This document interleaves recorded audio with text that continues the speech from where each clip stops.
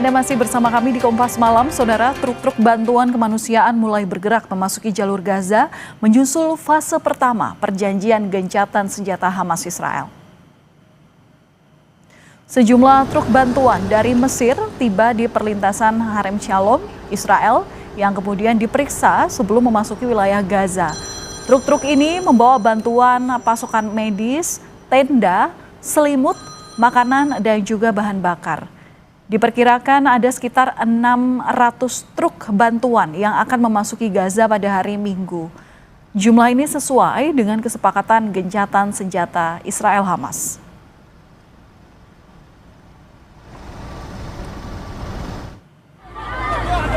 Namun kekacauan terjadi saat truk-truk bantuan ini memasuki wilayah Khan Yunis di jalur Gaza. Puluhan pemuda dan anak-anak menyerbu dan memanjat ke atas truk untuk berebut bantuan logistik. Aksi berbahaya ini terjadi usai perjanjian gencatan senjata Israel-Hamas disepakati, yang diantaranya mencakup kepastian bahwa aliran bantuan kemanusiaan tanpa hambatan ke jalur Gaza.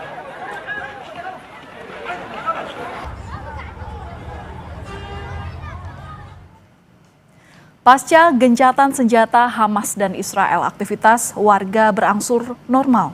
Pasar mulai ramai, namun warga tidak bisa berbelanja karena terbatasnya uang tunai. Di bawah tantangan ekonomi yang sangat besar, mulai dari kekurangan uang tunai dan melonjaknya harga, kota Gaza kembali ramai. Salah satunya di Pasar Al-Saraya di pusat kota Gaza. Pedagang di sini mulai memajang barang dagangan mereka, sementara warga menjelajahi kios untuk mencari kebutuhan pokok. Meski harga barang-barang masih rendah, warga masih belum bisa membeli kebutuhan pokok mereka karena kekurangan uang tunai.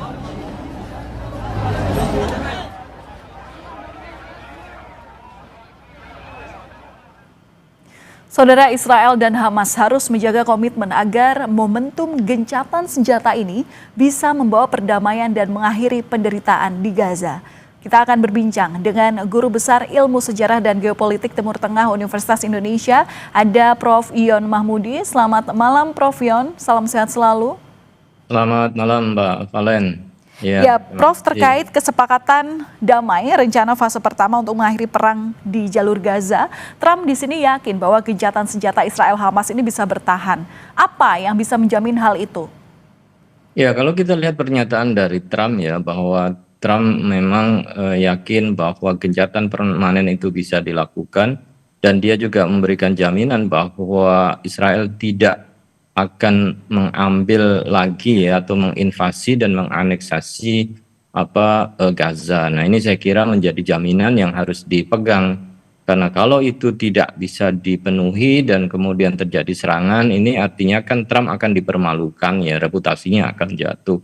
Nah, ini saya kira menjadi salah satu bagian penting ya, bagaimana Amerika sebagai garantor untuk memastikan bahwa gencatan senjata itu akan mengarah kepada gencatan senjata yang permanen, termasuk nanti sampai pada akhirnya dari titik yang paling ideal itu akan ditarik pasukan Israel yang ada di Gaza sampai pada tahapan berikutnya secara keseluruhan, dan nanti akan digantikan oleh pasukan penjaga perdamaian. Jadi kalau kemudian fase itu sudah sampai mulai terjadi penarikan ya pasukan Israel di wilayah Gaza yang didahului oleh pertukaran tawanan ya kedua belah pihak, saya kira itu akan mengarah kepada perkembangan yang positif. Tetapi kalau kemudian setelah pertukaran tawanan kemudian ada yang mencederai, dan kemungkinan ya dengan track record Israel itu bisa saja terjadi, maka ini tentu akan menjadi masalah serius ke depannya. Adakah sanksi bagi dua negara ini yang apabila melanggar dari poin-poin kesepakatan itu, Prof? Nah, namanya negosiasi itu kan sebenarnya dilakukan secara sukarela ya. Dua belah pihak kemudian bersetuju untuk melakukan negosiasi dan perdamaian, dan sewaktu-waktu mereka bisa menarik diri. Tetapi setelah ada komitmen ditandatangani dan disaksikan oleh pihak-pihak mediator dan juga penjamin, harusnya kemudian mereka melakukan dan menepati apa yang sudah disepakati. Kalau adalah salah satu dari pihak katakanlah Israel atau mungkin dari pihak Hamas kemudian mengkhianati dari perjanjian itu, tentu sanksinya adalah ya dari negara yang kemudian menjadi mediator, terutama Amerika yang berkepentingan, Donald Trump yang berkepentingan bahwa Amerika akan menjadi deal maker, akan menjadi peacemaker, ya pembuat perdamaian di kawasan Timur Tengah. Nah, itu saya kira sanksinya lebih kepada kaitannya hubungannya dengan Amerika, karena Trump sendiri menginginkan bahwa masalah di kawasan ini, konflik antara Israel dan Palestina ini bisa segera diselesaikan dan tidak ada lagi perang yang berkepanjangan. Ya, itu juga harapan seluruh bangsa pastinya. Prof, tapi selain komitmen dari kedua negara ini, hal apa lagi yang bisa berpotensi merusak kesepakatan ini, Prof? Nah, saya kira kan kita akan lihat pada fase pertama ini ya, setelah kemudian tidak lagi ada serangan 24 jam setelah ditandatangani, setelah itu kan akan dilanjutkan dengan pertukaran sandera yang ada di Gaza, kemudian diikuti oleh pertukaran tawanan yang dimiliki oleh Israel.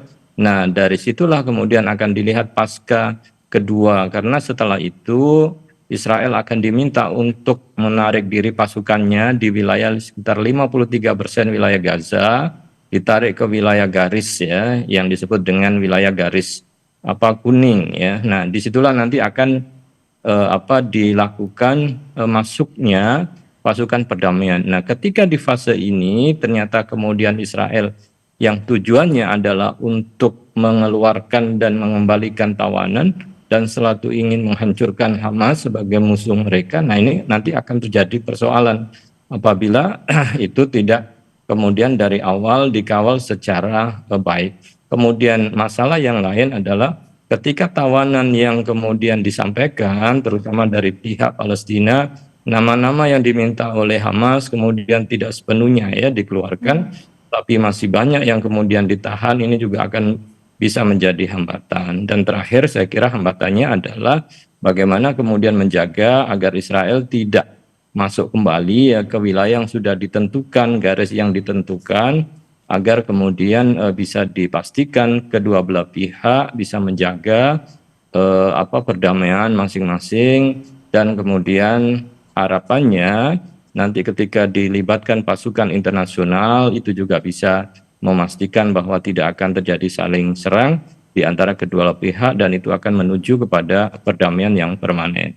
Ya, Prof, selain gencatan senjata, kemudian juga kita nantikan pertukaran sandera dari kedua belah pihak ini, apakah hal-hal ini memang bisa menyelesaikan masalah utama di Gaza? Nah, tentu kemudian akhir dari negosiasi itu kan bagaimana mewujudkan ya aspirasi dunia internasional yang menginginkan two-state solution.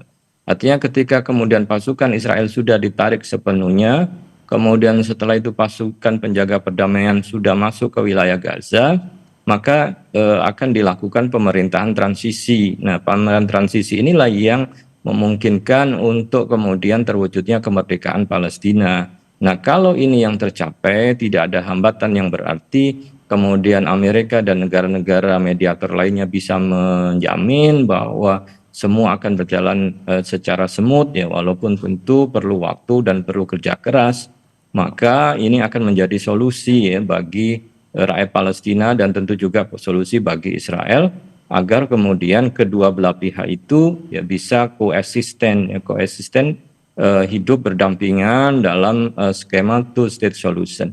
Harapannya dengan two-state solution itu persoalan Palestina dan Israel itu bisa diselesaikan. Tapi tentu perjalanan ini cukup panjang dan terjal, dan banyak beberapa tantangan yang memang harus dihadapi. Oke, two-state solution ini memang jelas secara narasi, tapi kadang ini juga masih mengkhawatirkan karena komitmen itu lagi yang kemudian kita kejar untuk bisa mewujudkan perdamaian dari dua negara. Sejauh ini, Prof, track record peran Indonesia dalam mendukung hal ini seperti apa?